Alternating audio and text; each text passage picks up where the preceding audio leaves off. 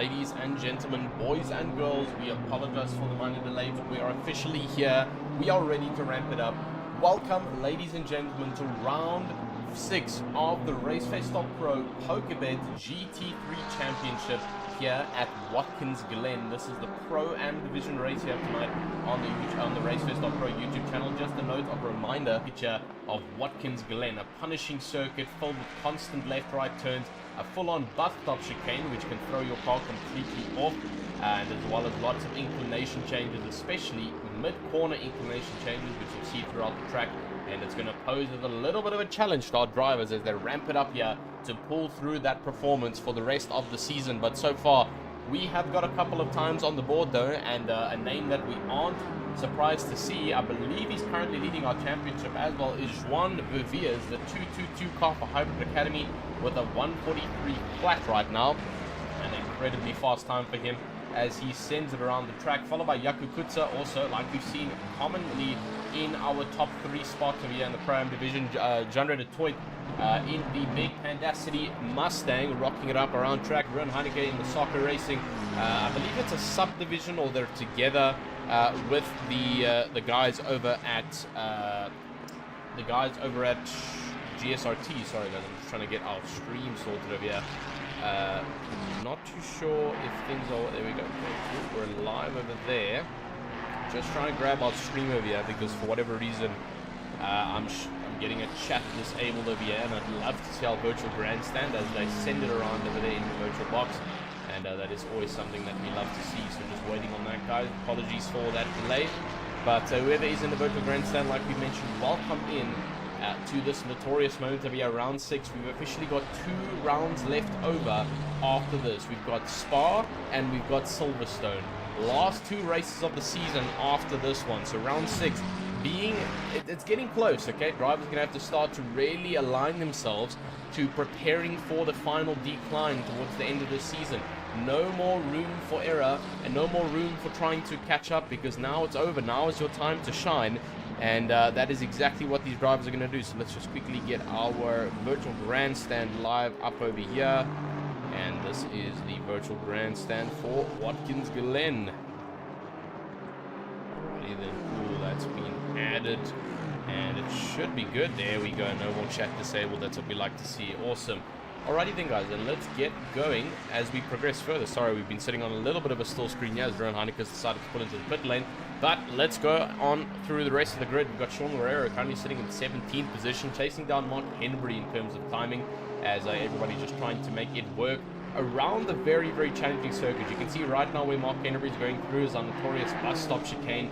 Very heavy braking, flick right, straighten up the car again, flick left, and prepare for once again another fast right-hander here at Watkins Glen. So there's not really too much room for improvement. In fact, there's a yellow over there on track. Not too sure which car that is that's pulled out the yellow flag. I believe they've pulled into the pit lane now, but it was on our bus stop chicane. So exactly what we're talking about. The bus stop is going to take some lives tonight, and we saw it last night at the sprint series. A couple of drivers just not getting the balance through the bus stop. And you can see it over here as Herman Percival takes it, smacks the front curb, smacks the left curb, and continues through, powering it around with the Honda NSX. And as you can see, straight into a fast right-hander. You have to keep it very well balanced as you send it around track. So very, very good job from everybody so far, managing to keep that car balanced, steady, and going. Ronald Childs in the BEC Ferrari, currently holding it out on track right now in 22nd position, a 144.2 as his best time, and trying to hold on for further possibilities. Liam Swinburne in the Omni Scammy Nitro car, a best of 144.8 as it stands right now, just trying to gain a little bit more time as he sends it around track in the big Aston Martin. We've noticed that the Aston Martin has actually been struggling a little bit this season across some of the drivers who have been using it, especially towards our end of season circuits.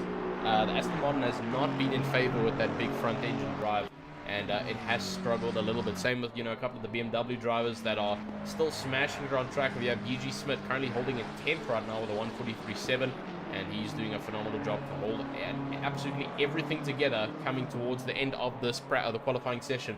We have 40 seconds left before we head to our grid to start this monumental 80-second go on, and it's going to be an absolutely phenomenal one. Like we mentioned last night, got to experience it on circuit with some of these drivers, And I must admit to you, once you get to that around 40-minute mark of this race, you start to feel it with the tires. The car starts to tell you, listen, yeah, you need to throw me in and put some new tires on. So we might see some brave adventurers tonight staying with one tire set throughout the entire race.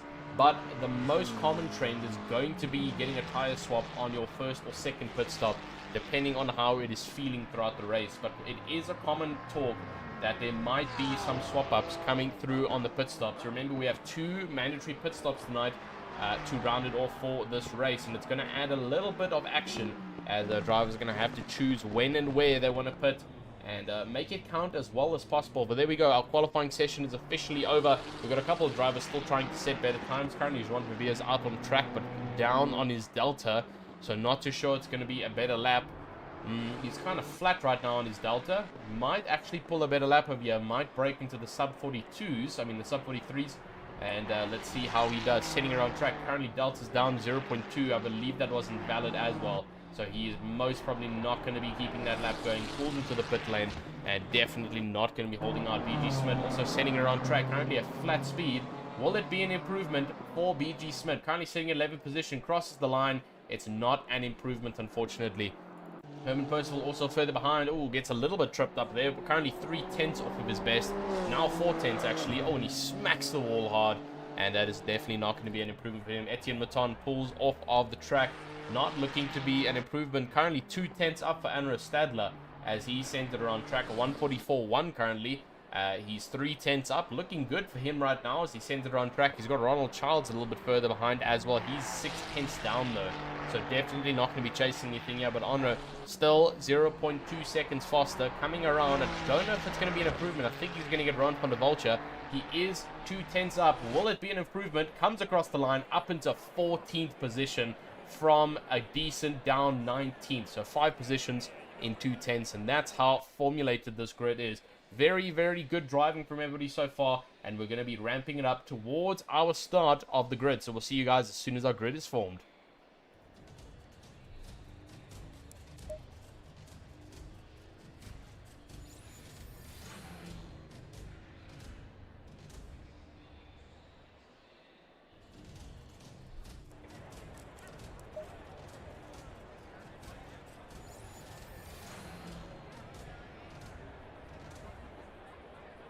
Alrighty then, ladies and gentlemen, and we are officially on grid for round 6 here of the RaceFace.Pro PokerBet GT3 Championship Season 20 for round 6. And it's looking to be a very crucial one indeed. We can see a good amount of cars on track over here ready to go and rip up the floor as much as possible.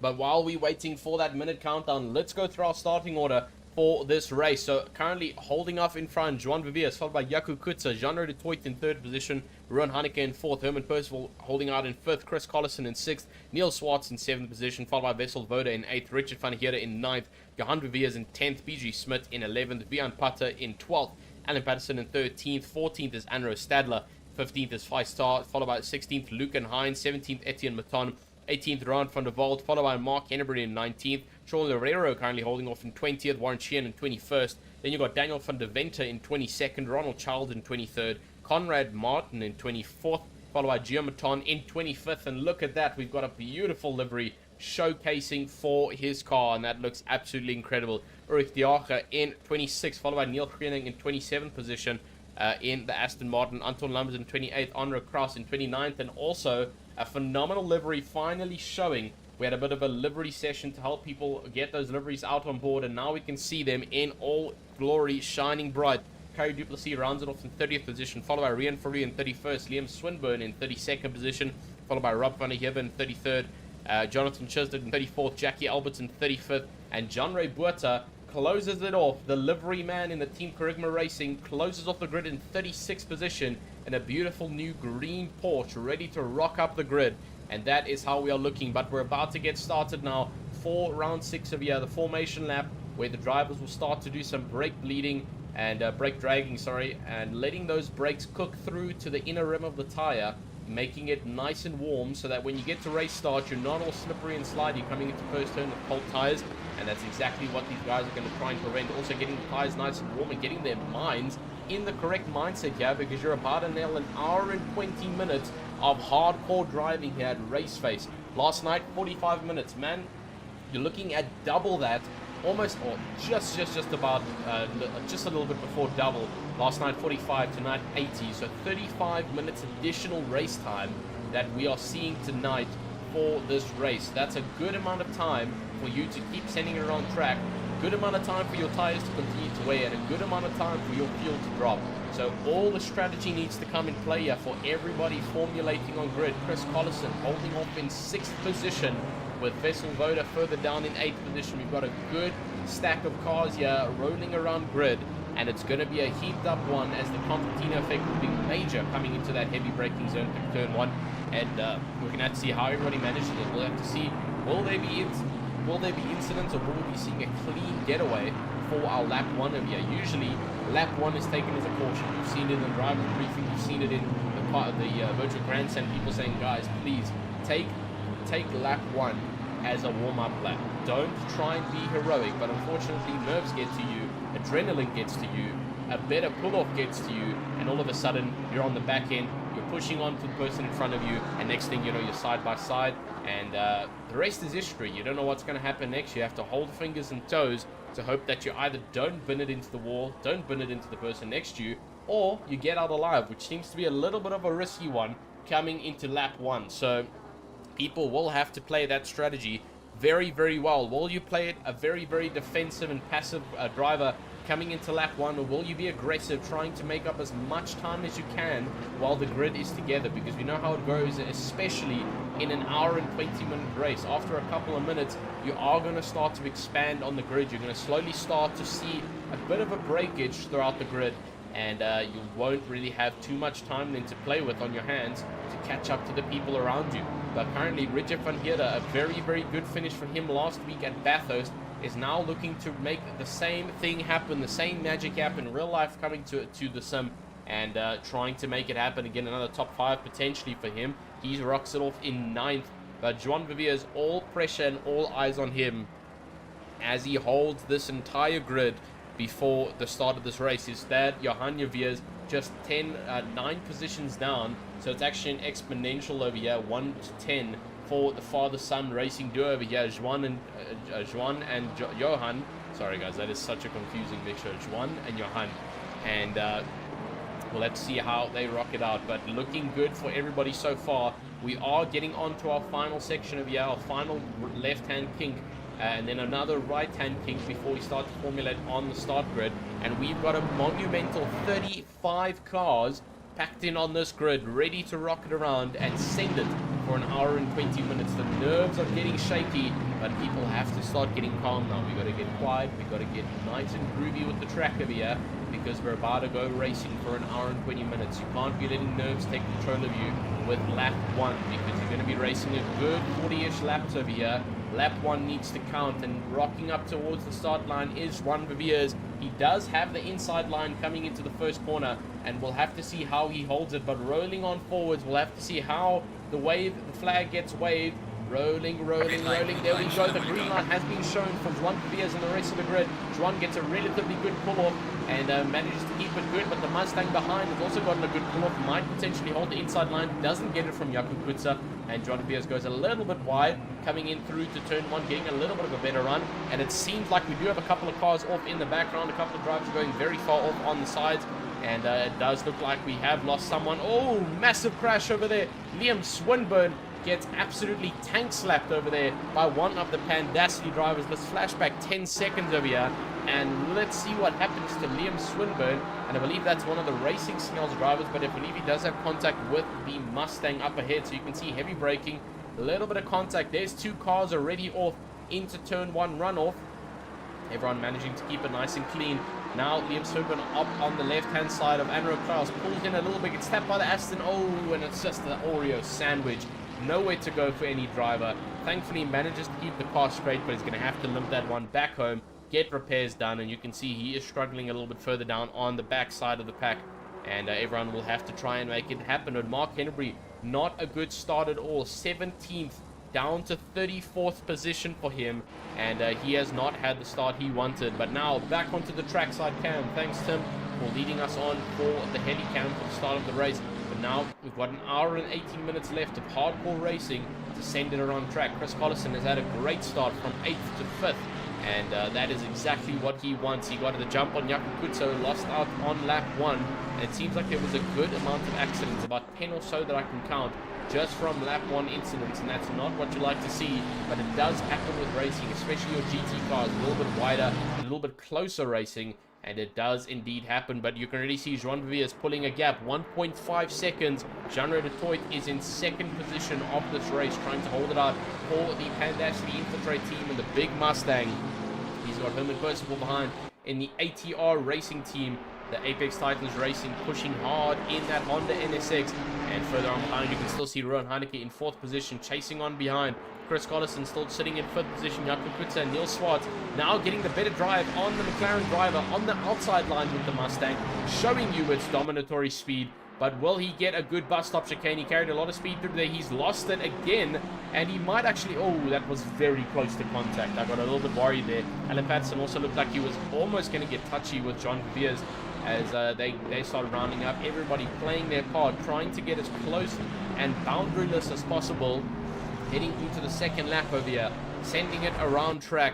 This is going to be a phenomenal race so far because we've already got people fighting hard for position, and it's only lap 2. He's trying to keep it in control right now. Alan Patterson, he's got pressure from behind from Vian Putter, and he's trying to hold on to Joan Viviers.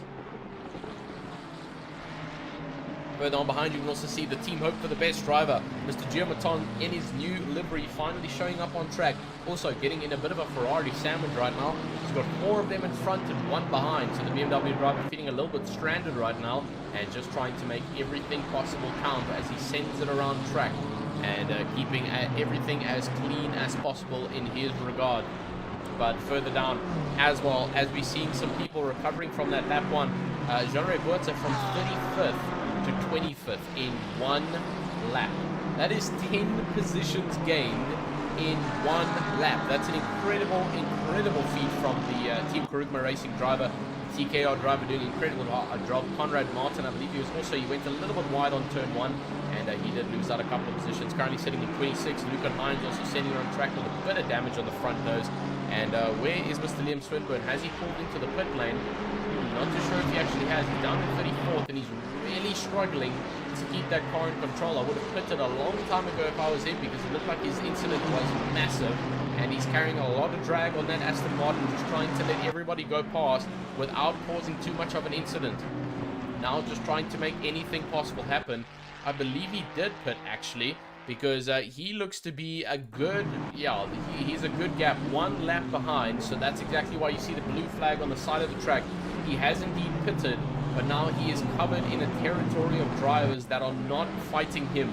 He has to concede the positions on the blue flag, and unfortunately that pit stop did not count because it was before the pit window opened. So not the best start for the Nitro driver, trying to make it back. That he does have an hour and 15 minutes of racing to do what he needs to do, and that's exactly what he will do. As we look further up on the grid, there are Ronald Childs making a move almost up on the inside of Five-Star, looking very aggressive. Ronald Childs swapping from the Aston Martin last season, now in the Ferrari, feeling a little bit more comfortable. You can see he's become a lot more alive instead of being a less consistent top 3, bottom 30 kind of driver. He's sitting good mid-pack pace right now, and now up on the inside line, he's forcing Five-Star to the outside, and over the curbs he goes. He's got the outside line coming onto the back straight. Will there be contact between the two? Because they're getting close to each other. Professional racing coming from the two, but oh, it's looking like lots of switch-ups coming. That was incredible. I thought we were about to see an accident over there, because Giamaton doing lots and lots of switching up, trying to gain as much as he can. Looks up on the inside line and holds it off the road, the Arca. And now he chases onto the back of Kerry Duplessis. And a couple of drivers further up behind. Five-Star has lost out now to Ronald Child, and will continue to push onto the back for the rest of this race. Alan Patterson's also dropped off a little bit, down to 13th position, so he's lost the place to Bjorn Putter. Trying to keep and hold on behind him though. He's really struggling. You can see best is currently a 146.1. His last was a 145, but it was invalid. And so just trying to keep that car as stable as possible as he sends it around track over here. Neil Swartz currently sitting in 7th position for the Pandasty Mustang. He had a little bit of a challenging race last year, but he's here to show the flames of Pandasty, the pink and white team, ready to show that they are here to destroy and dominate the field. Currently sitting top 10 for him, and that's an incredible position to be. Richie Fangera has gained 1 position since start of race, from 9th to 8th position. The real-life driver showing that he can still fight, and he has got the pace in him, and it's exactly what he'll do. Daniel van der Vente also in that mid-pack squabble. He's got lots and lots of cars surrounding him. As you can see, it's a long train of drivers. Liam Swinburne is involved in that, but he's not involved in the fight, and for these drivers, he has to try and keep on them, or else he will fail to get that result he wants. Harry Duplessis, though, still holding off in front of Gio Maton, but Gio will slowly start to catch him. It seems like Gio does have better pace. Last lap was a 1:45.8 for Harry Duplessis and a 1:45.7 for a 1:45.6, sorry, for Gio Maton, so 2/10 faster last lap. As they come across the line now, we'll wait and see what those lap times are looking like. They're coming across the line just about now, and it looks to be a 1:45, still a 1:45, 1:46 actually, from Harry Duplessis, and a 1:46.2 from Gio Maton, so struggling a little bit between both of them as they wrap it around track for the next few laps.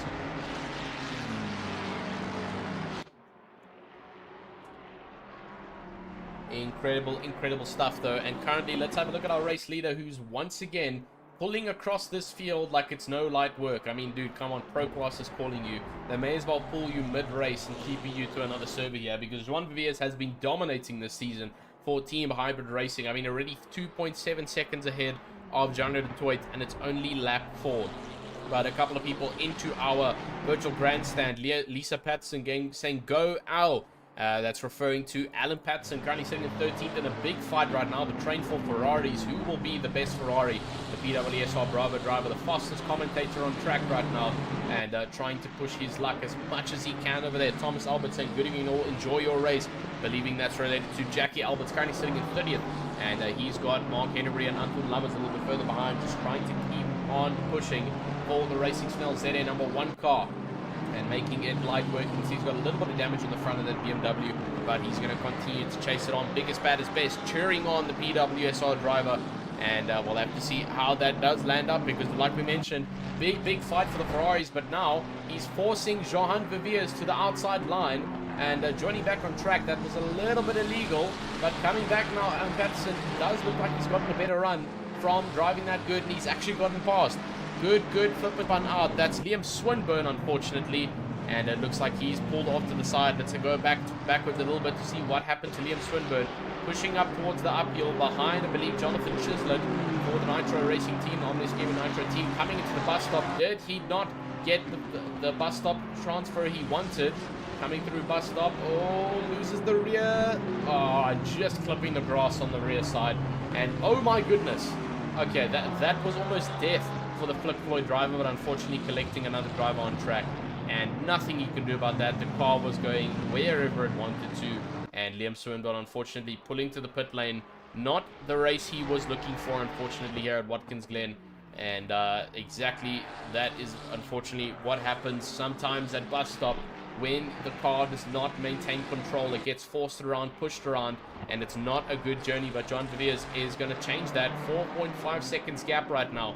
PG Smith further down in 8th position, chasing down Richard van der Heerde, who's now up into 7th position. So incredible stuff from him. Harry Duplessis currently sitting down in 13th. Like we mentioned, still with Gio Maton pushing on. Team Hope for the Best is hoping for the best over here as he still progresses on the rear side of that Ferrari. You can see how close it's getting. Let's go on board with Harry Duplessis over here to see that back wing. You can see the BMW slowly creeping up with the slipstream, getting oddly suspiciously close over here, but good braking and good judgment. Oh, the pit window is officially open, and unfortunately Rian Ferry sped a little bit too fast coming out of that pit window, and it has put a bit of a negative toll on him as he comes across. It looks like there's a little bit of a yellow flag. Who is that? That's the Racing Snell's car. Is that Jackie Alberts or Lucan Hines? No, Lucan Hines looks to be good. Is it Jackie Alberts? It is Jackie Alberts. So let's flash back 30 seconds. What happened to Jackie Alberts? He's got the big Mustang behind him. Oh, and just a little bit of a tail snap and forced into the wall by the other drivers. Unfortunate insert over there for Jackie Alberts, trying to swing it around track now for the Racing Snell's car. Struggling a little bit in this race. And like we say, guys, Watkins is going to claim victims, unfortunately. Very, very technical track, very difficult, and drivers are starting to experience that. 7 laps in though, and we've already got people making that undercut strategy and possibly pulling it on through the rest of the race. Chris Collison currently sitting in 3rd position now. Incredible stuff from him, as he is now already into a podium spot. No one around him has completed their first pit stop, which means this is a confirmed position for him for now, as he chases down the rest of the pack. Neil Swartz is behind him in 4th, and this is looking to be an incredible work here for all of them. Vessel voted down in 8th position for the Gramadulas Racing team in the big McLaren as they send it around track. Ronald Childs further down in 9th in BEC in the Ferrari, and just holding on tight, hoping for the best for that BEC car. And we'll have to see how it all turns out. But Carey PPC is now under immense amounts of pressure. I mean, look at how much pressure Giamaton is putting on him, heading through onto our back straight of here. If Giam gets a better run around our final corner here, it could be an overtake into turn 1. So we'll have to see how that goes for them. Looks like they're pretty on par with each other, but let's go on to the back wing over there to see if he's catching. Unfortunately, doesn't look like it's going to be close enough to make position coming down into turn 1. So it looks like he's safe for now, but he's got pressure. Andrew Stadler further behind as well, chasing down Conrad Martin. Might look up on the inside of him, and just not enough to get that going. But also Alan Patson right in the middle of nowhere. For now, he's actually got a bit of clean air down in 23rd. He's completed his pit stop. And oh, here we go. Alan Patson is about to cook up a good pot of food over here, because we always see him pulling those immense pit stop strategies. We saw it the other night. He did it. He finished off on a podium position, and it was all because of that phenomenal pit stop strategy, getting a good amount of clean air and just setting good, consistent lap times. And that's exactly how an undercut works. So we'll have to see how it does work out for him. We'll keep tabs on him. Jackie Alberts has unfortunately received the drive-through penalty, the first drive-through of this race. And I believe that is unfortunately due to track limits being exceeded, and it's not what you like to see. Feistar currently sitting in 32nd position.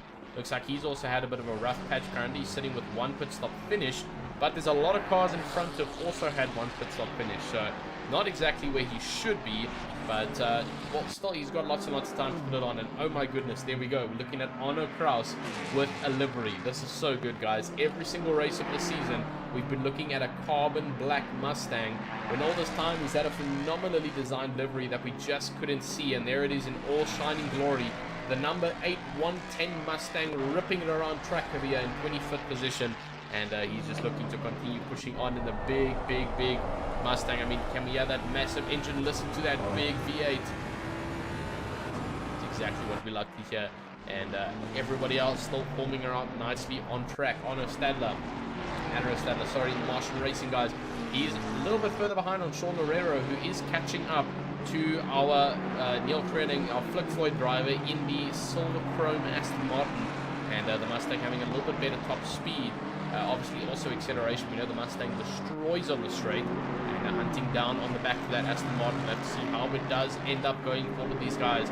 You can see now, watch how the Mustang tows through the next section of this track.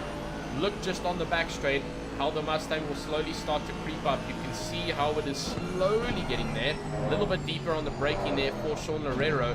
And oh, it's actually a little bit of a mistake there for Neil Krenning. He's now under pressure, massive pressure actually.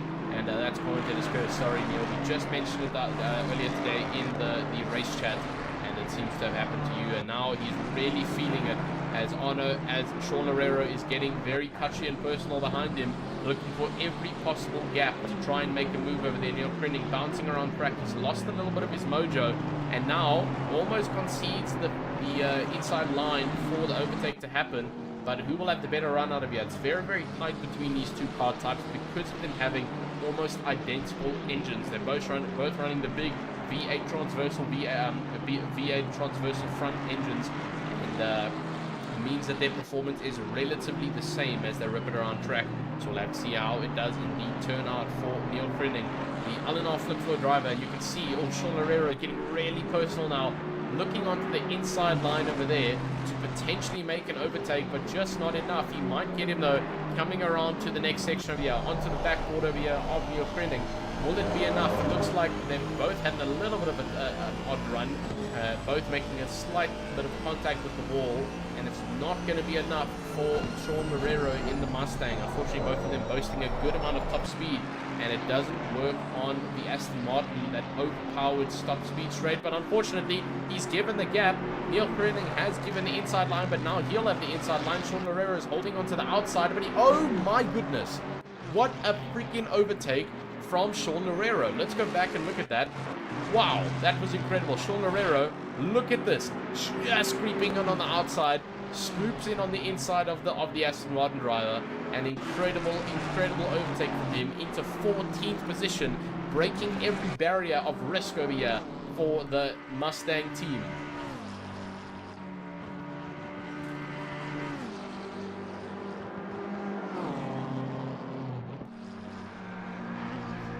BG Smith, though, down into 21st, but self-explanatory. You can see one pit stop has already been completed by the ATR driver as he rips it around track for the drifting driver. I believe he does drifting. I think Steven mentioned it the other night, and I think on the side of his car, yeah, they've got something called Drift Masters.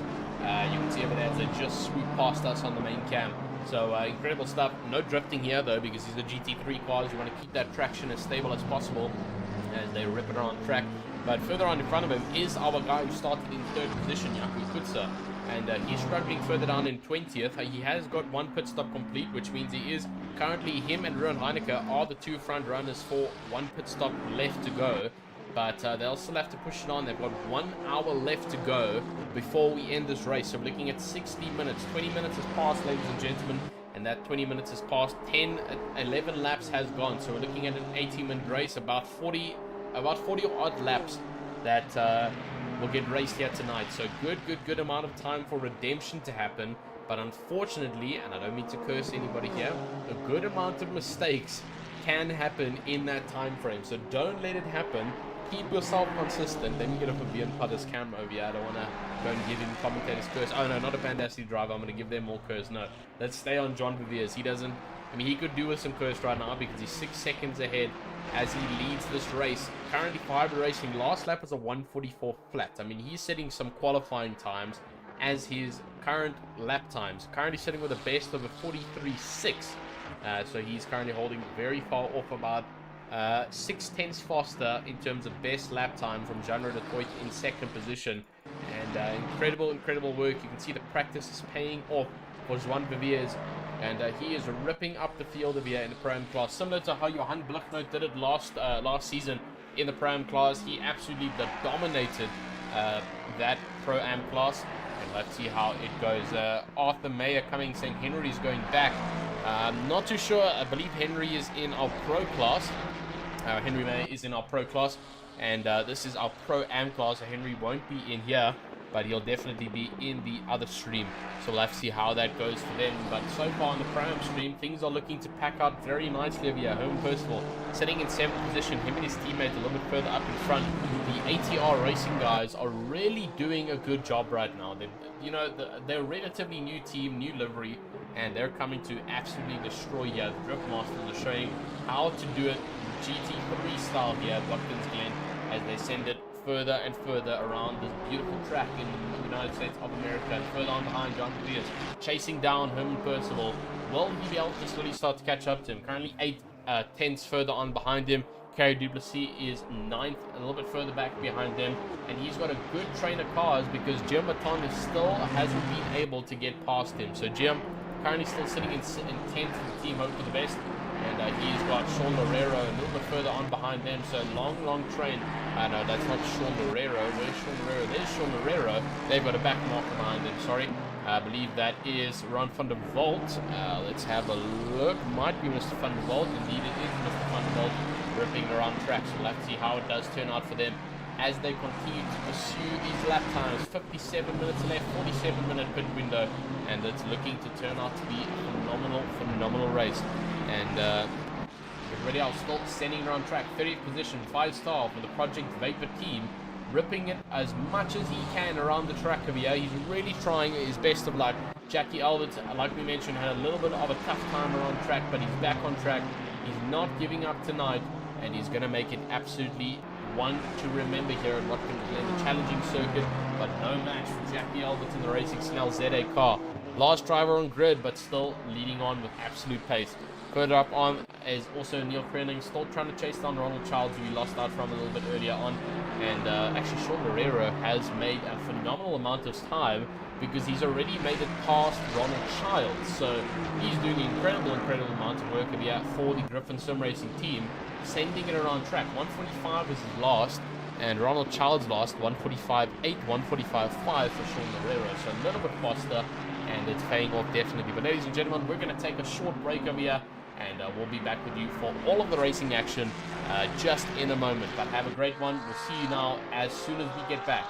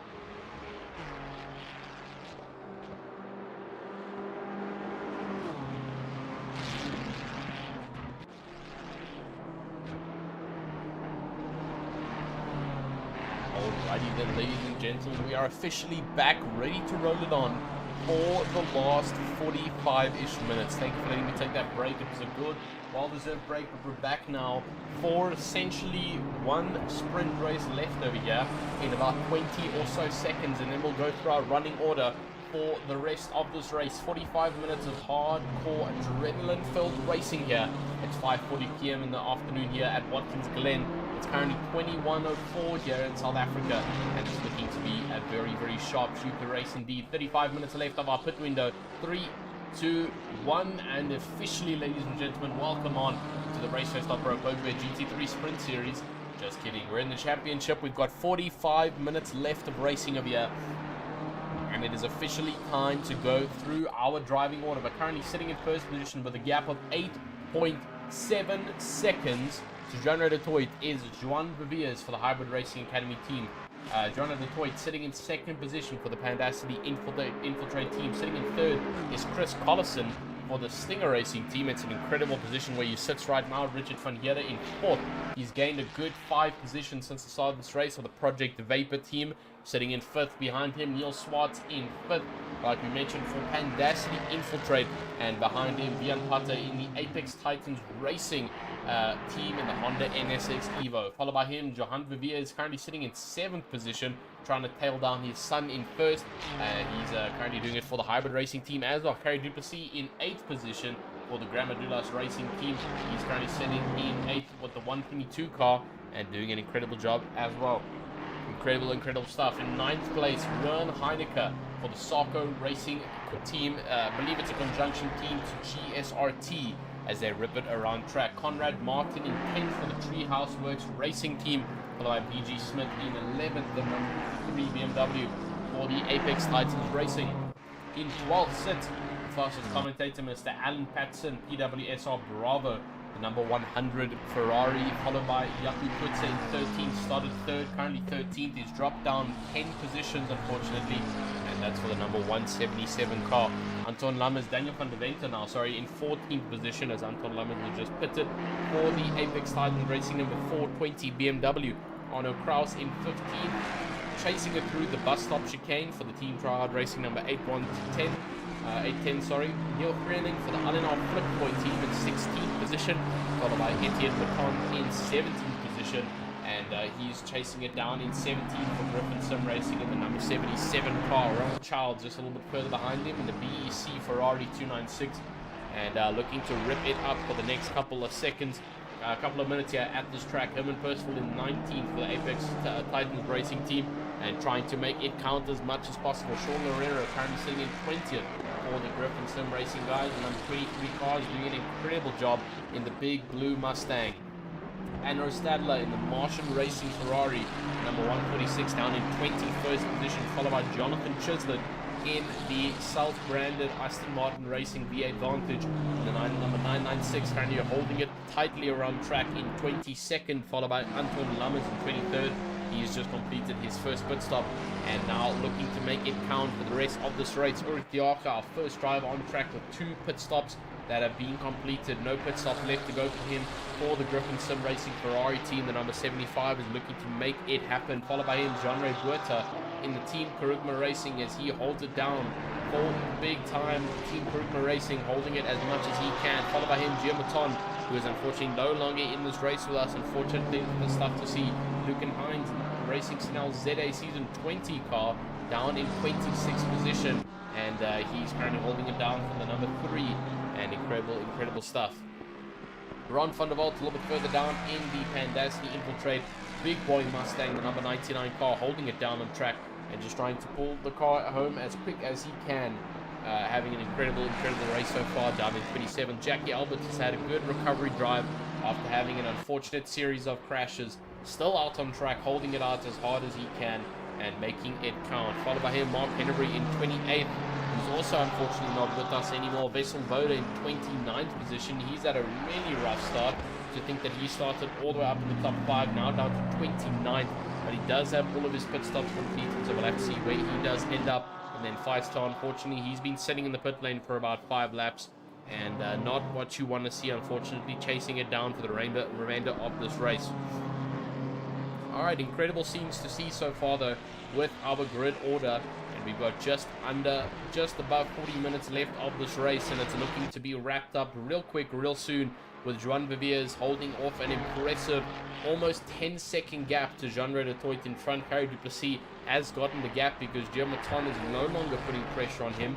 Not too sure actually what happened to Giamaton. If he joins in on the stream, that would be great, just to let us know what happened, if it was a disconnect while we were off of the mic for a bit. But unfortunate stuff to see. Richie van Heerden coming out of the pit lane now to complete his first pit stop. Let's see where he comes out, down in 12th right now. Just coming out in front of Conrad Martin. And there you can see Onro Kraus, who's actually made the overtake on Conrad Martin, I believe. No, Conrad Martin's pulled into the pit lane to complete his first pit stop of this race. So everybody now making it count, but currently Ruan Heineke holding the field technically as the front runner with 1 pit stop left to go. Rest of the drivers behind him also following with 1 or either none, but everyone in front of him with 2 mandatory stops left, and they'll have to make that count. Both the Viviers team members currently sitting in 1st and 6th, and everybody else, oh my goodness, look at that pack. 1, 2, 3, 4, 5. The top 5, all of them into the pit lane, jumping in at the same time with 29 minutes left of racing. Everybody just trying to get things done. That was incredible how that all just got highlighted one time on my screen, and all of them now into the pits waiting on to see who can get out the fastest and get out and continue driving. It looks like that might be the likes of Joan Viviers already off of his hinges, now pulling off in front. He's in 4th. Will he get in front of Jean Redetoit? Yep, Jean Redetoit is already in the pit lane, a little bit further on behind. So Joan Viviers will be your team, your technical leader over here. But where is Ruan Heineke? He sits in 1st right now with only 1 pit stop left to go. So Ruan Heineke could have potentially pulled the undercut strategy over here as he sits running the race over here with 1 pit stop left to go. He's got a couple of drivers on further on behind him, but no one in the crossfire to challenge Ruan Heineke at the moment. BG Smith is in 2nd, and he's a little bit further down from Ruan Heineke right now, 12-second gap to be exact. So Ruan Heineke could have potentially pulled a massive undercut over here, even on our race leader. And this is what we love to see about our 80-minute race, is the massive amounts of strategy that come in play for all of our drivers here. 38 minutes left. This might be a little bit of a shock to Joan Viviers, as he might not be meeting the end of the race at the end of the time limit. Currently sitting in 3rd, a little bit further behind. I mean, he's a good 20 seconds away from Ruan Heineke. This could be crucial for both of these drivers. It depends obviously what pit stops they both pulled at the beginning of this. If Ruan Heineke did a fast pit stop, and Joan Viviers had one of his longer pit stops with a refuel and possibly a tire change, this could play into effect. And we'll have to see how it goes. But 17-second gap between Joan Viviers and Ruan Heineke. BG Smith is actually also in the middle of them too, with 1 pit stop left to go. So also an incredible undercut from him. But they, I believe, are both on faster pit stop strategies compared to Joan Viviers behind. So we'll have to see how this does end up for them. And this is what racing is all about. The pinnacle moments coming down to the final wire over here, with just about 35 minutes left of racing. This is looking to be a super interesting race as we progress through. And I mean, now 27 minutes left of our pit window. People are going to have to start to make that pit window count, especially our top 19. I believe that rounds off everyone who needs to complete pit stops. Everybody else below that has already completed their stops for this race. So we'll have to see how it does indeed happen. But Arno Kraus currently sitting in 9th position, pushing on hard. He's got another big Mustang behind. That's Neil Swart. And I believe right on the back of them, there we go. He's already made the position count. You can see well ahead of Arno Kraus. He's already pulled ahead. And Arno Kraus not going to fight that one. He can see he's a lot faster and gives the position up to the Pandacity driver, who progresses around track for the next 36 minutes. This is going to be a good and interesting race for them as they continue pushing. Alan Patterson now into the pit lane, followed with Ruan Heineke, who is going for another undercut strategy. Oh my goodness. Ruan Heineke has just thrown away any possibility of getting that undercut because he's awarded himself a stop-go 30-second penalty in 11th position. So that's unfortunately due to speeding out of the pit lane, and that is not what you want to see. So down in 13th, and that stop-go is going to pull him all the way down into the bottom 20. So super unfortunate to see from Rowan Heineke, not the race he was expecting at all, and that is really going to play into effect from him. But Alan Patterson is then technically our leading no pit stop driver, holding down in 15th, but Jaco Kutzer is not going to make it easy for him. Will it be side by side for the two coming into our pinnacle bus stop chicane? Who's going to give the leeway? Alan Patterson holds the outside line, massive jump for Jaco Kutzer. He's made a massive mistake, and Alan Patterson just swifts through that. I mean, that was absolutely incredible. Let's flash back 10 seconds here. Go on board over here. Let's go look on the dash cam of Alan Patterson. I mean, look at this cockpit view coming up. So you can see Jaco Kutzer pulling on behind Alan Patterson. Now getting the better run on him up onto the inside line. Doesn't have the better drive because, you know, he doesn't have that outside line that you would ideally have. And there we go. Ramps over. Alan Patterson sees it. Cuts across again, completely avoids the driver without any form of hassle, and that's an incredible stuff to see. But unfortunately, Jaco Kutzer did not get what he wanted.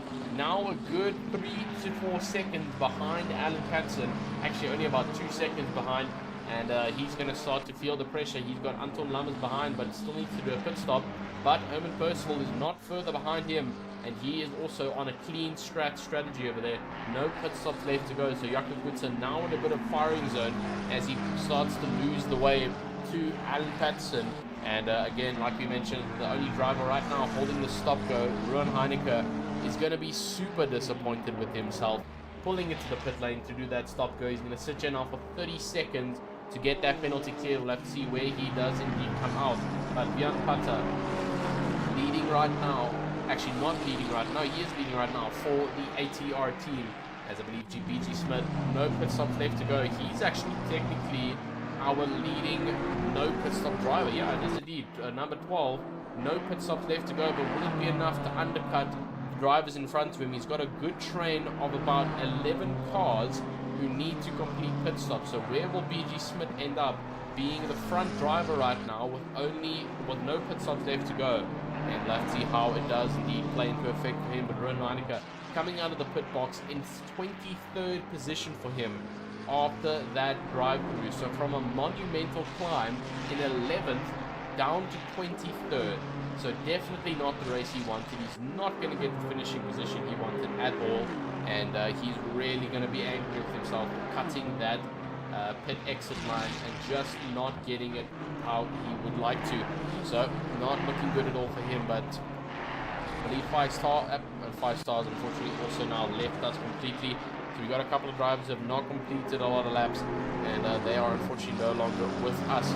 But currently holding off to the back of the pack is Vessel Boda in 29th position, sending it around track, holding it off at the back, but still doing an incredible job.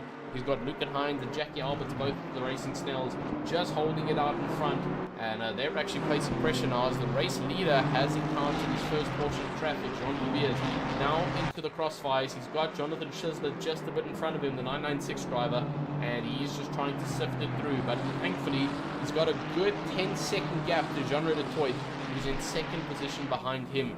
So we'll have to see how that does indeed turn out for all of them.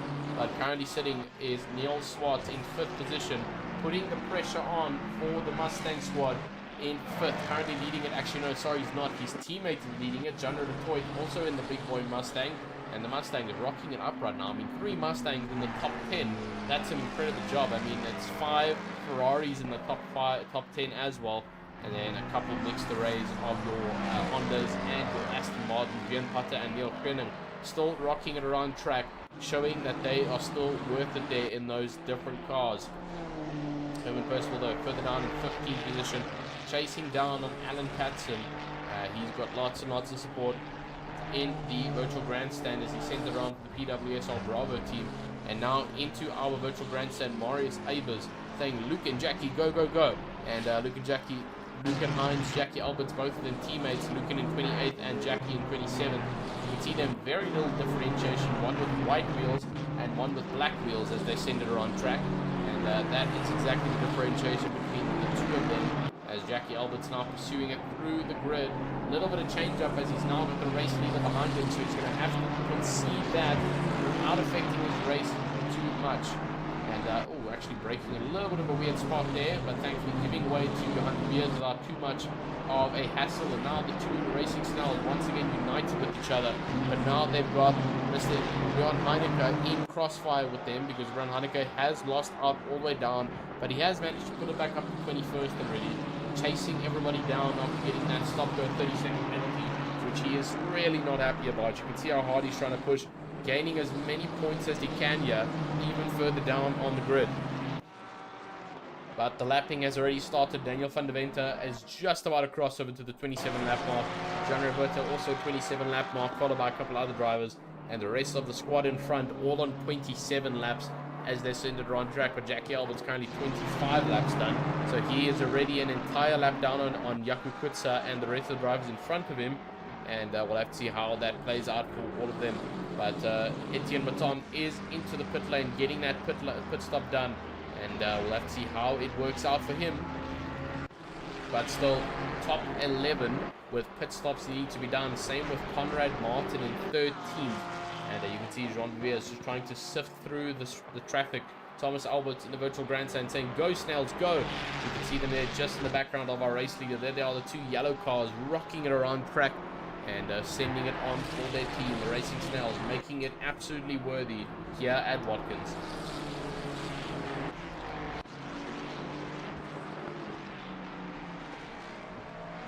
My goodness, guys, it is boiling hot tonight here. Not too sure if it's for anybody else in the virtual grandstand, but it is cooking here in South Africa. As much as the heat is on track, we're experiencing here. I mean, it's 9 o'clock at night, and we're experiencing a good amount of heat. So a little bit weird to see, but always phenomenal stuff, because it means there's good amounts of rain that gets to pull in through. But man, it's hot. The water consumption is real. Urban Percival currently sitting in 15th position with Ulrich de Arca a little bit further on behind. It will slowly start to become a threat in this race for the Griffin Sim Racing team. Where is our main man in the Mustang, Mr. Sean Lorero? I actually don't see him in the Mustang. There he is up there in 9th position, rocking it around track right now for GSRT. I believe he's the leading GSRT driver right now, because everybody else in front is not a part of the same team.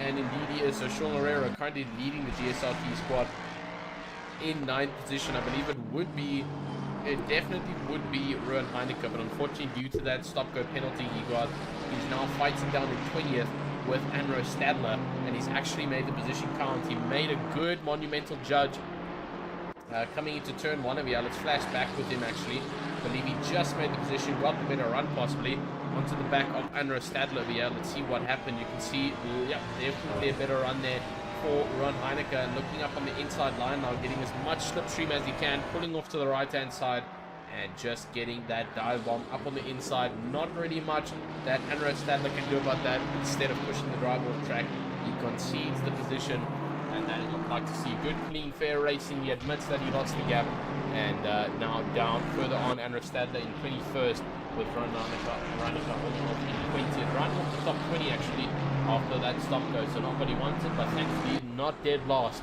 as he rocks it around track. Daniel van der Venter and Apex Titans Racing also holding it out for the BMW team as he rocks it around track though for the next couple of minutes. Jan Viers in the hybrid racing number 10 car, also holding on as much as he can. And where is our other Merc driver? Not too sure if our Merc driver is with us anymore actually. Yeah, I don't think he is. Unfortunately, one of the Pandasti guys in the Merc no longer racing with us. I believe it was Rob van der Heever. No, it was Brent Ferree, sorry. Yep, he is no longer with us. He left a couple laps back. Not always the greatest thing to see when you see drivers going off and not finishing off the race, but it does happen. It happens in the world of racing, and we just have to keep our heads up, progress to the next one for round 7 at Spa-Francorchamps, or like the, how do you say it in Belgium, is it Spa-Francorchamps? It's like a very complicated way to actually say the name, but we South Africans will just say it Francorchamps, like the super American way, Francorchamps. And that's going to be a very interesting race next week. Very technical track as well. We know Rouge, a very, very important section of the track, the massive uphill right-hander. and then dipping off to the left-hander towards the back straight. And very, very high speed and fun track as well, so we'll look forward to that. But currently we're still holding out here in America for Watkins Glen. We'll be migrating over to Europe next week and then staying in Europe for our final round at Silverstone, which is a race we haven't seen on the RaceFace calendar for a while in terms of endurance or actual midweek racing. So good to see Silverstone making its appearance back on track, but currently everybody else still holding on tight. I mean, his last was a 1:43.9, his best in the 1:43.6. He's setting consistent lap times, currently only 2/10 down on his best, and it's already a good 55 minutes into the race, and he is making it count like none other. Doing an incredible job for the Hybrid Racing team. He's definitely going to be receiving that promotion towards Pro and ripping up the track as hard as he can. Juan Viviers showing how dominating he is in that blue and white car. Rich Faniero though in 4th currently. He's also had an incredible race from 9th to 4th. So 5 positions up for the Project Vapor team as he maintains it around track, holding on as much as he can. And rocking it around with that very cool livery from the Project Vapor. PokerBet shining on the back there. You can see it's gotten a little bit dirty as the race has progressed on. We've got 24 minutes left of racing here. Sean Herrera is still sitting in 8th position now. He's gaining a little bit on the drivers around him. Ronald Childs is a little bit further in front, and that should be a pick for him. He's already passed Ronald Childs in the past, now catching up to him, I believe. Last was a 1:45.7 for Ronald Childs and a 1:44.7 for Sean Herrera. So second faster last lap for Sean Herrera compared to Johan Viviers in front of him. So we'll have to see how it plays out for all of them. But also currently carried MC holding off on our top 10. The last driver to get their pit stop done. He's the last driver in terms of grid order who needs to get it done, as everybody else in front of him still needs to get it done, but everybody behind him has finished every single pit stop. We've got no driver on track with pit stops needing to be done. John Roberts pulled into the pit lane. Not too sure why. Same with Vessel Loader. They've both pulled into the pit lane and they've stopped racing. Not too sure what's happened there for both of them. They don't have any pit stops left to go. So a little bit odd to see both of them not racing anymore. Potentially some external issues that have come into play over here. With 23 minutes left of racing, BG Smith just trying to hold on now. It's almost over for the ATR driver as he holds it out forwards for the team. I mean, he's got all of these drivers around, Björn Pater, Herman Percival, just racing around track. And I believe Daniel van der Vent is also a part of the crew in 16. So there's about 4 of them roaming around circuit right now with those incredibly colored liveries. I must say I'm a big fan of those colors. Very similar to my personal colors, which is exactly why you will often see me making comments about that. I mean, it's incredible look, incredible judgment of making those liveries count, and we'll have to see how everybody else rocks it around track over here. But currently Daniel van der Venter is making it count in 16th position, and Alan Patterson a little bit further up in 5th. Oh, Alan Patterson's off the track. What happened?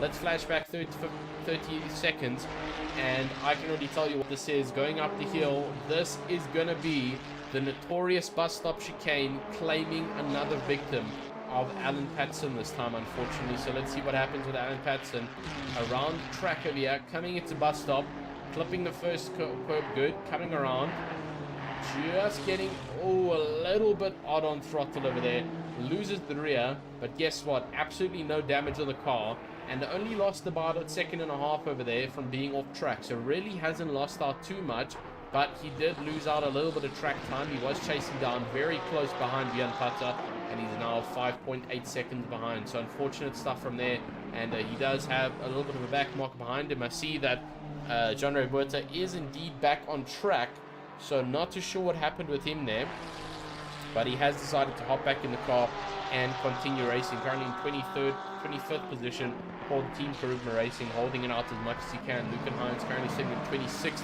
and then obviously we know that Jackie Albert in 27th and Vessel Boda in 28th, but he is also back on track. So incredible stuff to see them back. Not too sure what happened, why they pitted, because all mandatory pit stops were indeed complete. So a little bit odd to see them pit, but we've got just above 20 minutes left of racing now, and it's looking to get very close over here. Currently still Juan Vivier is leading this race. I mean, incredible stuff. How far is he? There we go. Actually, our second driver is into the pit lane, and this is going to start to play into effect. 11 minutes left of our pit window, which means people are going to slowly start to make their way in to finish off those final pit stops.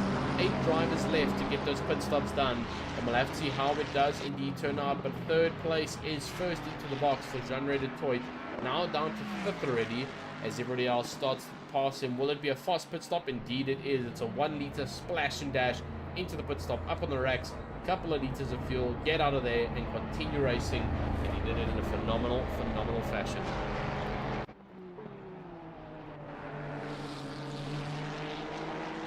The Arca though seems to have actually made it past Herman Percival. Well, last time we spectated onto these two, it was reversed around, still fighting each other hard though around the track, but it was a little bit reversed around for the two drivers, and now Ulrich the Arca holding it out around track, keeping it consistent and as steady as possible for all these guys. But incredible stuff, as we have completed a 60-minute race so far, 1 hour complete in about 5 seconds time. And then we've got a 20-minute dash down to the line for these drivers. That's practically an LFM race. 20 minutes left of racing over here. Oh, and it actually almost went very bad over there because both the drivers making mistakes. Ulrich the Arca losing control of the car a bit, and Herman Percival going out very wide for the NSX Evo. Lots and lots of action happening though. Sean Guerrero has completed his pit stop, so now he's down to 13. And now he's got a little bit of a car in front of him there. That's Vian Putter. And he is indeed racing him for position, so we'll have to see how that turns out for all of them. Conrad Martin is onto the back of, I believe that's Lucan Hines, but Lucan a little bit further on behind as a back marker, so Conrad will just be using him as a slipstream source, especially going onto this back straight. We'll have to see how it works out for all of them. And Stadler though a little bit further behind. You can see he's lost out a good amount of speed there, as trying to catch back up, 4 seconds down to Conrad Martin. Jakub Kutsar also 8 seconds down, and he's just trying to keep the car in one piece. I think he's had a little bit of a challenging race here, starting in 3rd and down to 23rd. So that's a good 18 positions that he has unfortunately dropped down on, and that is the last thing you want to see in a race like this. Jean Roberto also though still sitting in 25th position. Glad to see him back on track. My goodness, that livery is green. That's like Omnius green.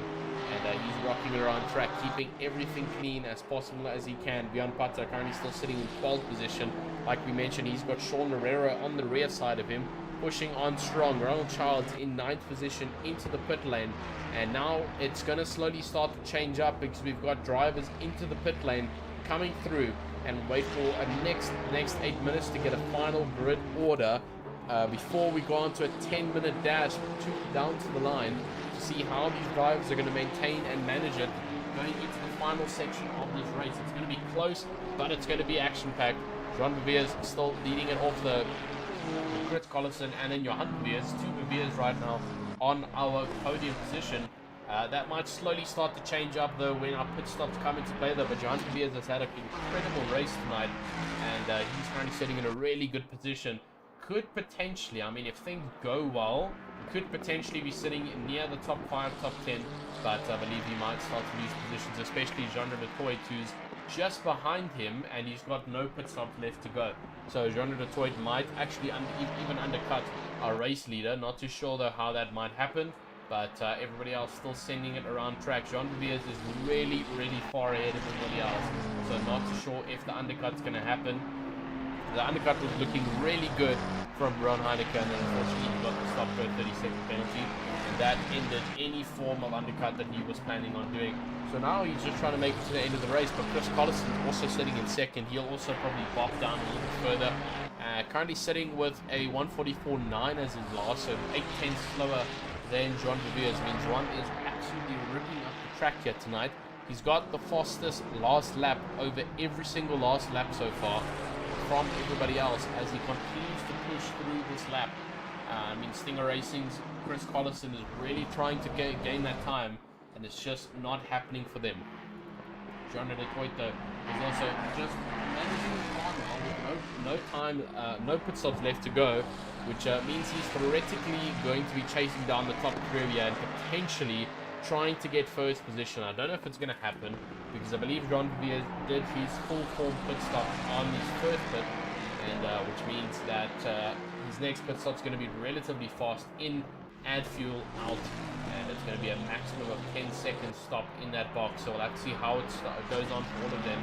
With 16 minutes left of racing over here at the RaceFace.Pro PokerBet GT3 Championship, and Season 20, Round 6. 2 more rounds after this, ladies and gentlemen, and then we go on to our season break until next year. And I mean, next year is looking to be absolutely incredible in terms of sim racing and calendar stuff. I mean, not going to spoil anything. We'll let things roll out as it should. But next year, keep your eyes out. It's not going to be a boring one at all. 2025 is coming in on full blast for the sim racing guys. So make sure to keep those eyes peeled and ready. But right now, back onto our main race over here. Johnny Detroit still sitting in 4th. And let's go on to our further packs and let's see if anybody's got a good chance of fighting on our track map over here. You can see the number 44, Herman Percival. He's in a relatively good fight, as he does have Neil Freeman behind and Alan Patson. And is that Daniel DeVenta behind him? No. Daniel DeVenta, unfortunately, a little bit further on behind him. Alan Patson on the outside now of Neil Freeman, holding it around the outside. It's looking super competitive between this bunch. As you can see, Alan Patson just trying to make up everything that he can, sending it around this track and just trying to make it count as he sends it around. You can see how close he starts to get to Neil Freeman. Will he have the better drive over Aston Martin coming into the back straight? Going on board now on the back wing. Will Alan Patson have the better drive? It doesn't look like it. It looks like the Aston does have the better straight line speed. And holding on just behind him, potentially getting the better run over here. Alan Patson right on the rear of the Aston Martin. You can see how close it's getting for the bunch, and you can see Herman Percival is now benefiting from this fighting as he begins to pull away from this pack. Alan Patson's car is basically disguised with how close behind it is from Neil Creaning. And now just trying to push on and hold each other off through these next couple of sections. Holding on the inside. Oh, this might be an accident. Alan Patson, once again, making an absolutely phenomenal move around Neil Creaning. I mean, these two have been fighting this entire race. Incredible sportsmanship from them. I mean, I have to go back and watch this and see Alan Patson's on board, because that was incredible stuff from them. I mean, look at this. Alan Patson, once again, holding on to the outside line instead of the inside line. So which means he is once again contradicting the line for the Aston Martin driver, forcing him and just absolutely just demolishing him through the next part of the section. I mean, incredible stuff. Neil Creaning loses out completely, and that's just unfortunately what happens when Alan Patson comes through to absolutely destroy this race. And incredible stuff from him. He's now chasing down on Herman Percival in 13th position. The Ferrari looking really good with its tire wear right now. It looks like he's completely alive coming to the end of this race. 13 minutes left. 3 minutes pit window left. So who leads this race? Has Juan Viviers pitted? No, he has not. Neither has his dad, Johan Viviers, in second position. So Jean Redecoit is looking at this, hoping he's definitely going to get second, because he's 7/10 behind Johan, and he still needs to pit. But what will happen between him and Juan Viviers? They'll have to pit this lap or next lap, but they might be playing it very close next lap. So we'll have to see how it happens between these three. Johnny Detroit, though, just a bit further behind Johan Viviers, and Johan Viviers, sorry guys, it's getting confusing with all the names over here, has decided to stay out. So he's not going to be pitting this lap. Will his dad be putting this lap? Coming around the final few bends over here, he might be pulling it in just to play precautionary, because it's going to be a really close one coming to the next lap. But he might be holding out for the next lap over here. Let's see, coming across through our final quick chicane over here, the left and the right-hander. Will he be holding the inside line for the next one? Seems to be holding on the outside line, and he's going into the pit lane, it looks like. Yep, definitely going into the pit lane for Johan Viviers. Not going to play it risky. He doesn't have that much time, because if he made a mistake in the next lap and made that lap time over a 1:50, he would have completely missed his pit window, and that is not what you want to see. So into the pit box he goes. Ron Beers will definitely be pitting this next upcoming lap. He's now really deep into the back markers, and just trying to make anything count as much as he can. Chris Collison looks to be on good for third position over here, and I think Johan Beers is going to hold on tight over here. He's managed to pull on the gap from the rest of the grid, and I think he's going to be staying out. Johan Beers, though, is already down to 7th position, Might potentially even go down further. There he goes down to 8th already as he gets overtaken by a couple other drivers. Might even lose it now to the 2 drivers coming across. Yep, he does. Down to 10th. Might lose 11th coming out of the pit lane. Just not. And just coming out in 10th position behind the other 2 drivers. That's Alan Patterson. But there we go. Johan Pierce jumping in with 1 minute left on the pit window. And what will it be for Genre du Toit? Let's have a look at our track map over here. There you can see the little arrow is our race leader. The number 153 has spun. Has he? What's number 153? Genre Berta. Okay, no, he's lost it. But where is Genre du Toit? I don't think it's going to be enough for him because he's still coming through the main section bends. Is it a fast pit stop for Johan Viviers? Yep, it's already done. Johan Viviers already out of the pit lane, which means he's going to be holding P1 firm and not going to be worrying at all about the number 7 car, who's only looping through the back stages now. Here he comes onto the main straight. Johan Viviers just coming out of the pit lane now. It's going to be relatively close between them, about a good 8 or so seconds gap, but you can see how much time Genre du Toit caught up to Johan Viviers. And now still holding on tight. So a good 24, no, not 24 seconds. That'll update soon. But there we go. Our pit window is officially closed, which means we can go through a bit of a running order coming to the final sections of this race.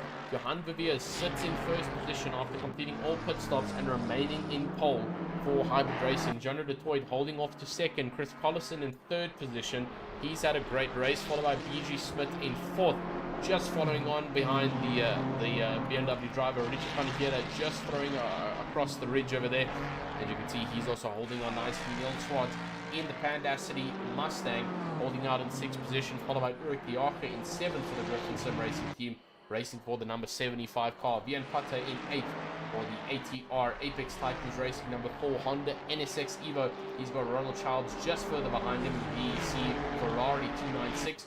With the number 111 car, Johan Viviers, down to 10th after that pit stop. So actually back to their starting positions, because Johan Viviers started in first position while Johan Viviers started in 10th. So actually back to where they started. Sean Lorero now wanting to gain on the limping driver who's just come out of the pit lane, and looking good for him as he rocks it around now for the Griffin Sim Racing team. He's got a good amount of cars in front that he could potentially gain time on. Kyle Duplessis further down in 12th for the Granmadillos Racing team. Alan Patson in 13th position, and he is already past Neil Krenning and Herman Percival. So now chasing on to the drivers ahead. Neil Krenning down in 14th position, still trying to catch up to Alan Patson. Not too sure if he's going to have the pace though, and incredible stuff from him.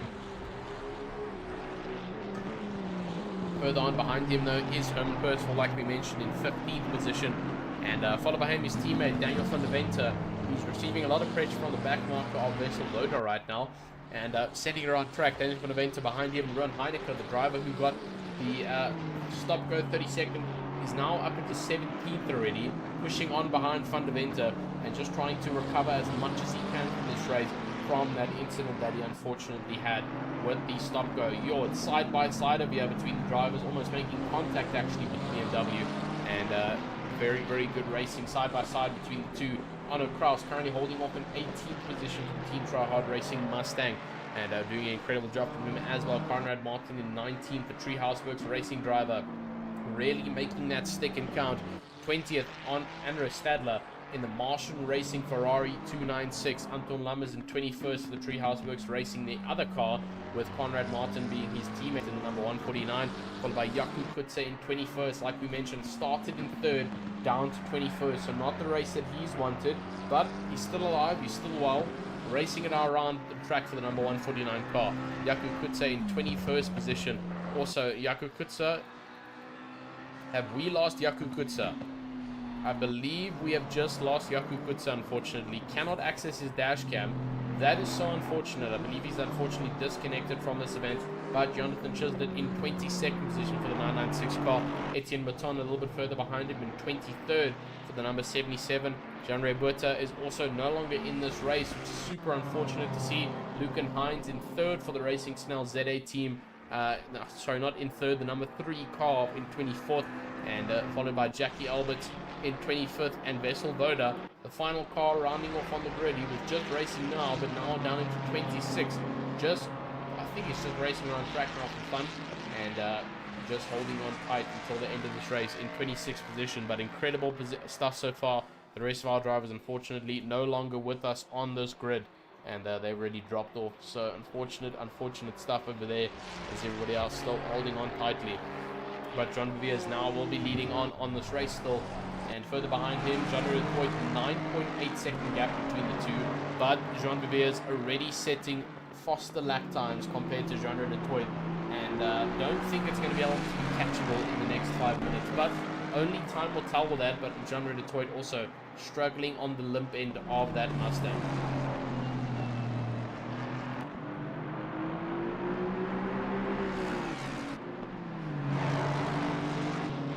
Collison in third position, also just trying to tag on now. He's just trying to hold on to this because he does have a rival behind, BG Smith, who is looking to take that podium away and get ATR a podium for their team, because this is a team rival over here between the Stinger Racing and the Apex Titans Racing team, putting a good amount of hardcore pressure on each other here. And we'll have to see how it does turn out. 5 minutes left of racing. Can Chris Collison defend against BG Smith, or will it turn into a switch up on our final couple of seconds of here? Rich van Heert is also a part of this fight. He's not far off from BG Smith in 5th position. Neil Swartz down in 6th position. Neil Swartz still down in 6th position, followed by Ulrich Diaka. He's still tailing around very nicely around track. Vian Potter is already starting to now really feel the pressure from Ronald Childs. We mentioned he was there. He wasn't so far in the back though. There's been an accident though with the number 44 car. That's Herman Percival. Believe just getting a little bit touchy there with Rowan Heineke, the number 69 indeed. So a little bit of bumper bashing for the two, but thankfully getting away both of them. Not too much damage and not too much contact. No spins either from any of them. So that is incredible to see.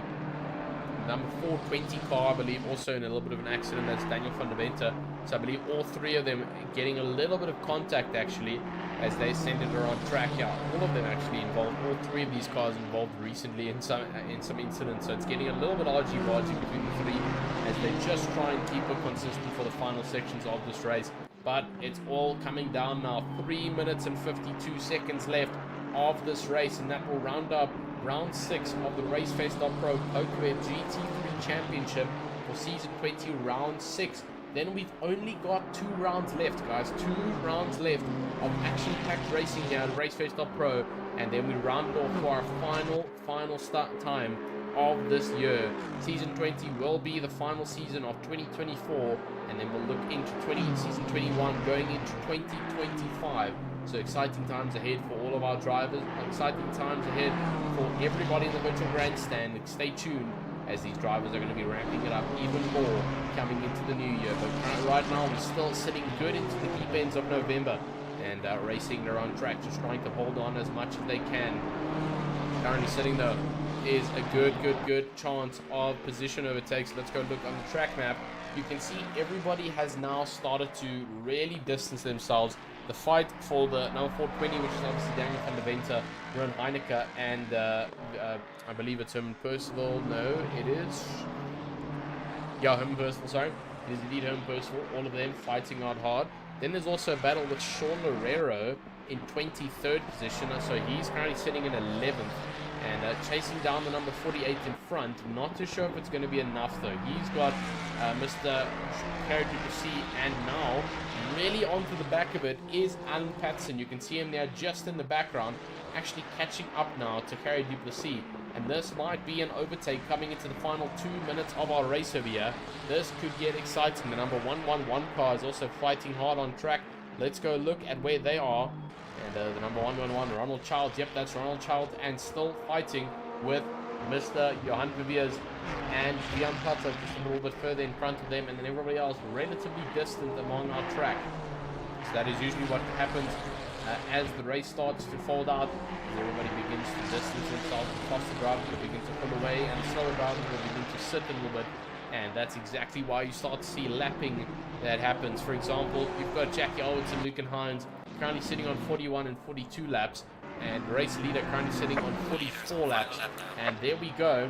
Speaking about laps, our race leader on the final lap of this race, meaning anybody behind him, that will be your last lap as well. Anybody in front will still have to complete that lap before he comes across the finish line, because it is now or never for Johan Viviers. This is going to be great for him and his championship standing, as I believe he already leads this championship going into round 7 next week. So doing an incredible job for him so far for the first place hybrid racing car, and they're going to have a good win. Last season it was Omnius Gaming, now it's hybrid racing, sending it around track, making the difference happen, and incredible stuff. Jean-René Detroit, as you can see, just not getting that gap he wants. He was 9.8 seconds, he's now 11.43, so 11.49, sorry. So you can see just not getting the gap to Johan Viviers, really putting the pressure. Johan Viviers not making it easy at all for his opponents to try and catch up to him. So Neil Swart will also continue to push on because he's got Eric Diaco behind. Where is Sean Herrera? Has he been able to catch up? No, he has not, but he has carried Duplessis behind. And where is Alan Patterson? Because he's been the fan favorite of here, down in 13th position, still chasing on. But now, nonetheless, we go on back on board with our race leader, because he's coming across to our final hairpin turn and then onto our final chicane before we head through the final main straight for round 6 over here of season 20 of the RaceFace.Pro PokerBet GT3 Championship. And once again, thanks to PokerBet for making this happen. Once again, thanks for fueling on. And Juan Viviers has felt the pressure, he's felt it all, and coming across the line, takes it home again in first position for hybrid racing. Jean-René Detroit rounded across the line in second position. A great finish for Vandacity Infiltrate in second, and followed by him Chris Collison has stayed ahead of BG Smith by just enough. You can see how that gap closed from 2.1 seconds to 0.9 seconds. So right on the back of each other all the way up into the final line. But Chris Collison takes third position. BG Smith takes fourth position behind. Richard Van Heerden also not able to catch up, but manages a top 5 finish in fifth. Neil Swartz in sixth position will get a relatively good finish as he crosses the line. Eric Diaco in seventh, doing an incredible job as well for the Griffin Sim Racing team. Pushing on hard. Bian Plata in 8th position, crosses the line, followed by Ronald Childs in 9th, Johan Viviers in 10th, and Sean Herrera also a little bit further on behind, pushing along the line in 11th position, just ahead of Harry Duplessis and Alan Patterson coming across in 13th. Neil Freding still rounding across the line here, and the Aston Martin in 14th position. Unfortunately, people are slowly starting to leave here, so the readings are slowly starting to look a little bit wonky over here, but we'll have to wait until the end of the race for the standings to come through to know our actual finishing positions.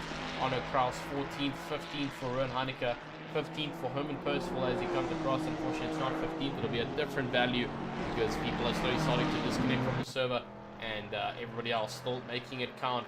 Conrad Martin also still coming across the line, and Andrew Stadler will be our final car to come across for this race. So it's been an incredible one. We've had a good amount of drivers participate, and it's been an incredible finish for Andrew Stadler. Great stuff for him, and what an absolutely phenomenal race that we've had. So we're going to go ahead and look over towards our virtual commentary box and wait for some of our guys to come in. Everybody in the virtual grandstand saying well done, and we'll be back with you guys once we're there.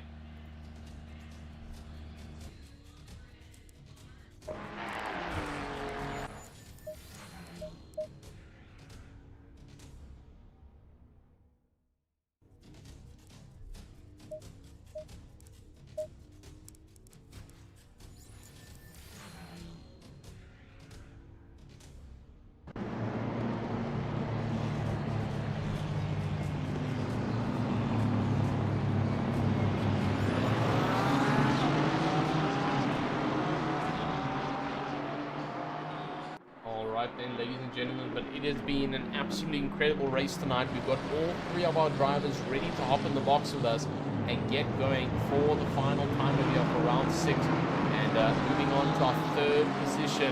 It's been an incredible race for him, and he's pushed really hard, but Chris Collison has made it count for the Stinger Racing team, finishing off strong, and once again a great podium from him. Chris Collison, how are you feeling after that monumental finish at Watkins Glen? Hi Tristan, well look, hello from the UK, thanks for having me along. It was a good race, nice and clean, managed to hold my own, messed up my second pit stop a little bit, which put me under immense pressure for third towards the end. Someone was closing in on me, I think it was Smith, was it? But yeah, it was a good race. Thoroughly enjoyed it, and thank you. Absolutely incredible. I mean, how did the car start to feel? I mean, we know we raced last night in our sprint race, and obviously 45-minute difference. The car does not feel the same over that length of period. 18 minutes of racing. How did the car start to feel towards the end, and did you decide to make that change of tyres? I did change tyres and doing the sprint yesterday, which is always helpful for the Thursday race. Tyres started to go off a bit yesterday after 45 minutes, so had a good idea they wouldn't go the distance today. So yeah, took tyres and I'm glad that I did. Absolutely. Well, I mean, phenomenal stuff.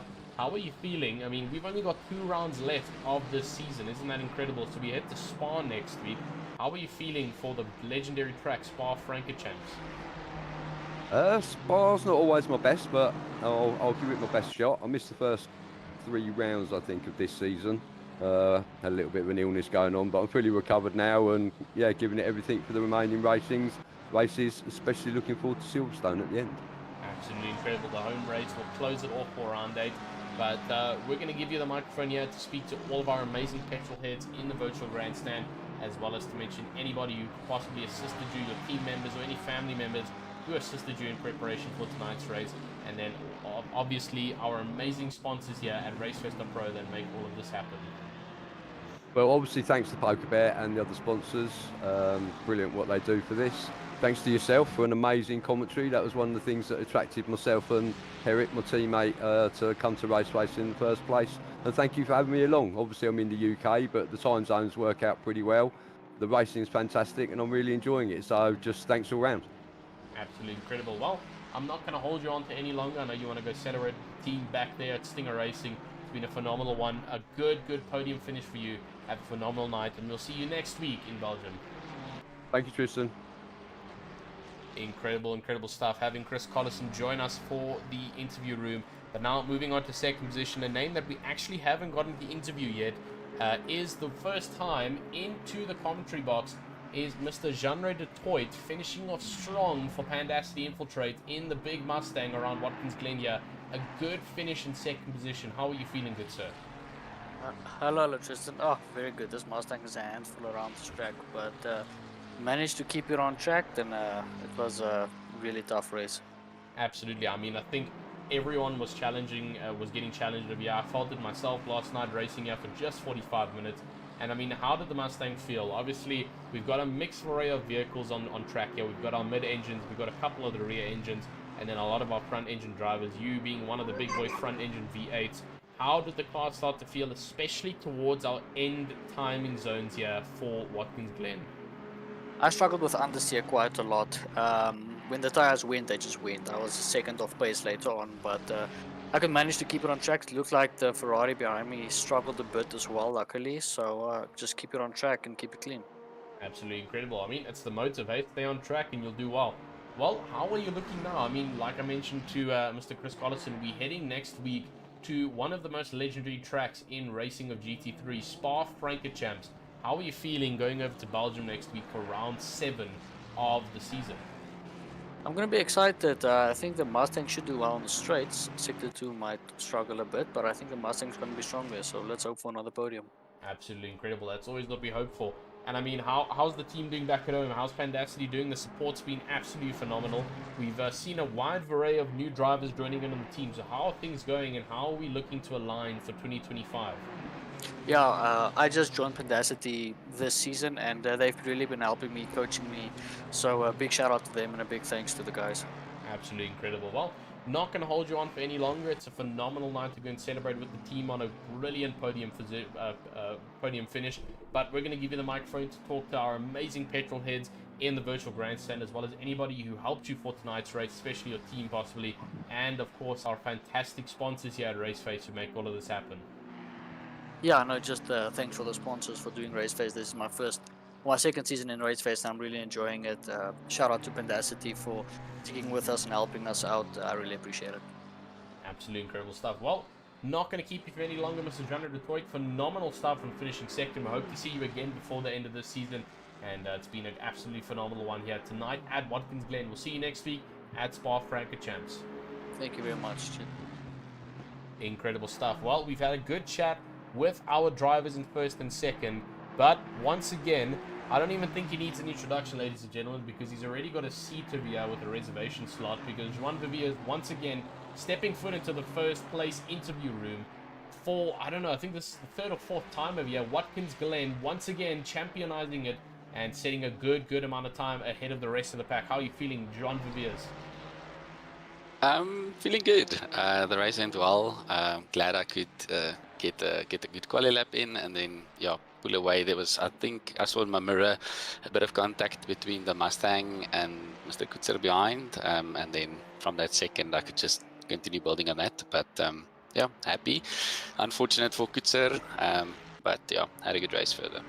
Absolutely incredible. I mean, I've asked a couple of the other drivers this because we've noticed a lot of long-term struggle in terms of this track. And I raced it personally myself last night for 45 minutes. Slowly towards the end, you start to feel that punishment. And how did the Ferrari start to feel, especially towards the end markers of this race, near our 1 hour marks?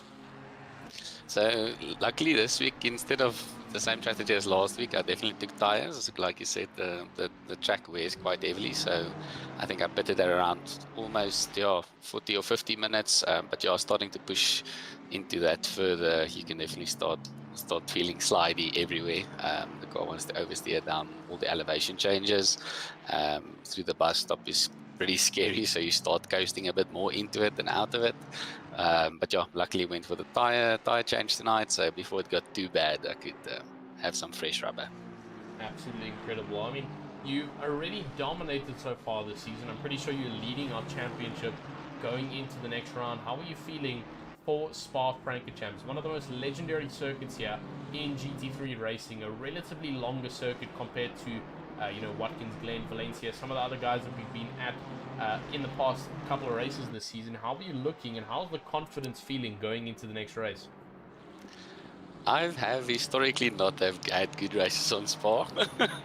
The Eau Rouge somehow always ends up treating me wrongfully. So, but looking forward to the challenge. I'll definitely make sure I try and turn up as ready as I can for the race. But looking forward to it still. Definitely also poses its own set of challenges again. Well, I mean, you've got the expectation on you now. You've dominated so far. You can't stop now. You have to finish it off for the next 2 rounds. So we'll wait and see, and how that's going to happen. We'll have to wait and see how you're going to manage it. You've managed it pretty well so far for the past 4 rounds. But I mean, once again, phenomenal performance. We're going to give you the microphone to chat to any of our amazing petrol heads in the virtual grandstand, as well as anybody who assisted you at this race, your team members, any family members, and then, of course, our fantastic and amazing sponsors here at RaceFace who make all of this happen. Yeah, thank you very much. So I'd like to say thanks to all the supporters and everybody watching, all the friends and family tuning into the streams. Glad that you also commentated. Thanks, Tristan. So thanks to RaceFace and the commentators, and all the admin and teams and stewards that goes in behind the scenes. We appreciate it greatly. And then like you said, PokerBets, and I think Red Star Raceway has also come aboard. So thanks to all those guys as well, and all of the other sponsors. Thank you very much to all of them. And then a special shout out to my wife. It was actually her birthday last week Thursday, and I missed it. So I'm making up for it sort of this week. Happy 1 week after your birthday. Now you're going to really make it up. I mean, thankfully, last week you won as well, so it's not like you missed it for absolutely zero reason. You're leading the championship, so it was well worth it. You can tell her that. But we're not going to hold you for any longer. We're going to let you go and redeem yourself there at your household, and also have a good night of celebrations. But once again, phenomenal performance, rocking it around here for first place again at Watkins Glen. We'll see you next week at Spa-Francorchamps. Thank you so much, and cheers, guys. Incredible stuff, ladies and gentlemen. But that is indeed gonna rock it around and finish off tonight's events of action for RaceFace.Pro PokerBet GT3 Championship Season 20 Round 6 here at Watkins Glen. It's been such an awesome week here at Watkins Glen. Super tiresome track, very energy consuming. And the drivers, you can really see how it's impacted some of them. But some of them really starting to ride that wave. Joan Vivier is now looking very strong going into the last few rounds. And we'll have to see how it plays out. But, ladies and gentlemen, that is all that we have on offer for you tonight. Remember, next week, not next week, 2 to 3 weeks' time, we head on the 7th of December, a double header endurance event for RaceFace.Pro. 24 hours of... Oh, that's a massive accident I didn't even see for... Sorry, I got distracted there. I saw a highlight accident. 24 hours of Spa for our RaceFace GT3 and GT2 Endurance Series, and then the 8 hours of Japan in our iRacing League. So incredible stuff. Make sure you stay tuned. We're not gearing down yet for the year, as we've still got a couple of events coming your way at RaceFace.Pro. Everything will be on our YouTube channels. Make sure to leave a like on tonight's video, as well as our Pro video, and make sure to give a subscribe and hit that notification bell if you are wanting to stay notified for any of our future events. But ladies and gentlemen, it's been a fantastic night of commentary and spectatorship. My name's Tristan Herbst, and this is me signing out for tonight for round 6. We'll see you tomorrow night, not tomorrow night, we'll see you next week, Wednesday and Thursday, for round 7 at Spa Francorchamps. Ladies and gentlemen, it's been an honor, and like always, a good afternoon, a good evening, a good night, and a good morning to everybody around track and online. We'll see you guys next week.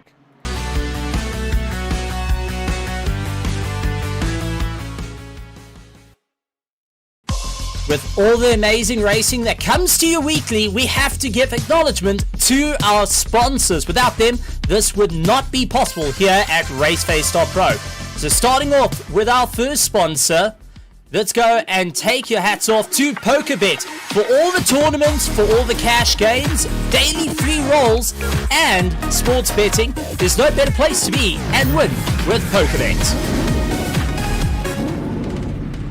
With it all revved up and you're looking for high speed, whether you're into drag, drift, or even long circuit, Red Star Raceway has got you covered. If you're looking to upgrade your car or make sure it's running slick and smooth, go and head over to Extreme Service Center to get you that full mile across the race line, or whether you're going good in the dash. Sliding in to keep you on your toes, Scallywags Drift Academy will keep you right at the top of the pack. And if you're looking for all your streaming needs, head over to Tenvo Tech for all the overlays. Once again, ladies and gentlemen, boys and girls, it's been an honor having you. We'll see you next time right here from the